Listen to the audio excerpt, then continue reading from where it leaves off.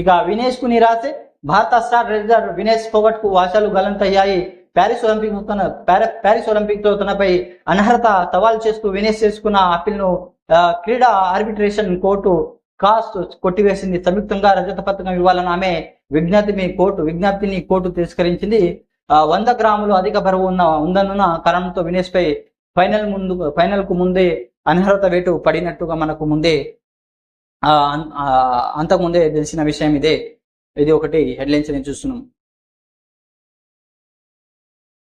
ఇక దొంగను వదలని దిశాలి, హెడ్ కానిస్టేబుల్ యాదయ్యకు రాష్ట్రపతి శౌర్య పథకం. ఇక దేశంలోనే ఈసారి ఈ పథకం అందుకున్న ఏకైక పోలీస్, తెలంగాణ నుంచి మరో 28 పలు పురస్కారాలు అన్నట్టు ఒక హెడ్లైన్ చూస్తున్నాం.